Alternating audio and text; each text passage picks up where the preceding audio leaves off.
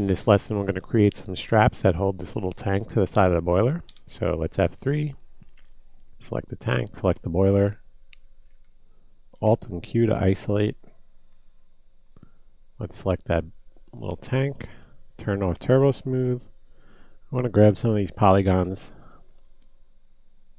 and they still are, F2 so you can see the better what's selected. They're still selected. I'm going to go to Top Viewport.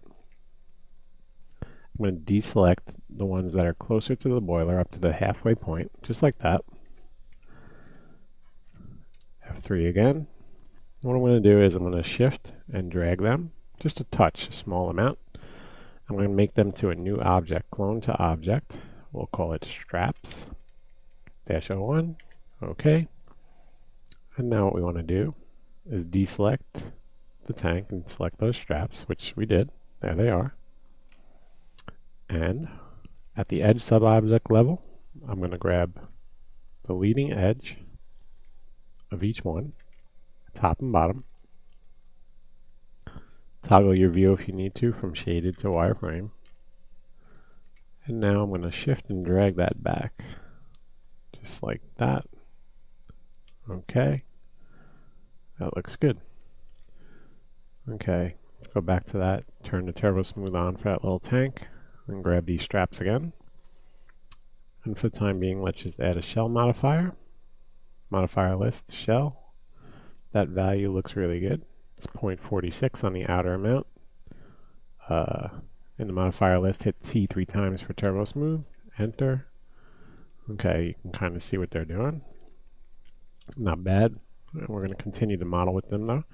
So what we want to do is select just the top 3 edges, so 1, 2, and 3. Okay, and shift, drag them up, drag them out, drag them up, and drag them out. Just a little bit more than that. A little, not a lot like that. There we go. Let's deselect that one. Police forward. That's good. And one more time. Shift and drag them out. Okay. Turn on your shell and Turbo Smooth, see what the result is. That looks pretty good, but I think we could use an edge running right down the middle of all of these. So 3 edges selected, Alt and R for ring selection, Control Shift and E. Okay, undo that. That's connect. We have a connect setting from the previous action. So let's do connect settings, and let's right click to zero out that slide value. Okay. Go to the top of the stack. There you go. Let's make the iterations 2. I think they should be a little thicker than they are. When we Turbo Smooth, they look a little thinner. So let's just on the fly add some thickness. That looks good. Now we're going to do the same down at the bottom. We're going to just select some edges. That one, and this one. Alt L loop select. And we're going to shift and drag those. So shift, drag them down, push them back till they kind of meet the boiler, which is a pretty big distance. So let's do them like this. That's good. One more time, shift, pull them back. There we go. Turbo Smooth on. Now they're almost where we want them. Ends look a little rounded off, so what we're going to do is, same edges are selected, we're going to chamfer those edges. That'll keep things a little tighter. Let's right click these values out. There we go, just like that. Check for OK. Go up the stack. There you go, that looks better. So now we have these straps. Look like they're touching, let's make sure. We can also add an inner amount on the shell modifier, just like that, if you need to, and you can add segments to crisp it up. That looks much better. Okay, they're called straps. And what we're going to do is we're going to grab a bolt. So let's exit isolation. Let's grab this bolt right here. F3 so I can see what I'm getting. There we go. I want to just use the manipulator to drag it back a little bit to a copy. Effect pivot only. And we're going to center that pivot back to the objects and turn off effect pivot. Zoom in. Let's just take that bolt now, move it Move it a little bit, scale it, R for scale, and scale it down. Then you rotate it a little if you need to. Let's rotate it locally. Okay, there's one. I'm going to do one of those for each strap, maybe even two, depending on how you want it to look. So shift, drag to clone. There we go. As a copy. And one more time. Shift, drag, copy, OK. Now that tank looks pretty good. What we want to do is take this line, the steam line. Should probably go towards the middle here. So what I'm going to do is, I left it as a spline. I'm going to select this end of it and just pull it out so it kind of coincides with the middle here.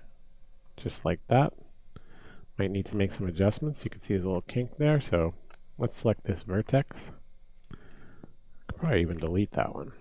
No, okay. Move it back. F3. Let's hit this handle and manipulate the Bezier curve. That looks better. Let's turn off wireframe. Okay, that's more like what I had in mind. And now we'll go back to this tank. Grab this end polygon right here, and let's inset that. What we're going to do is make a little recess, a little junction where it meets the pipe. I like that value, so I'll say OK. Let's inset again. Zero out that value. That looks good. Let's extrude. Right click, come out this way a little bit. OK. Let's inset one more time. That value is good. We can leave it the way it was. There we go. Okay, so it's close to what I want. A little tighter than that.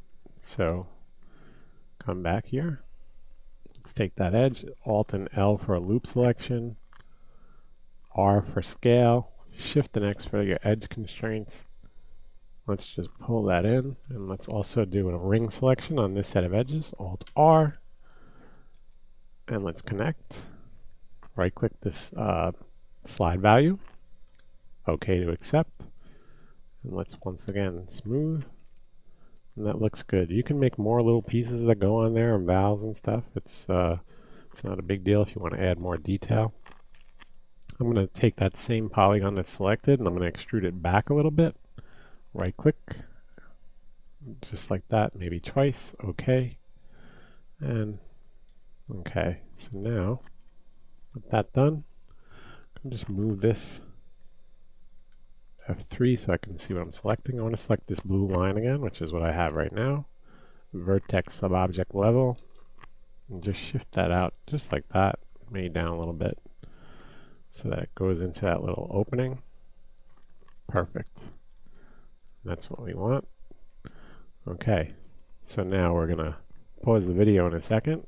And in the next video, we're going to make this little barrel that's a little further back.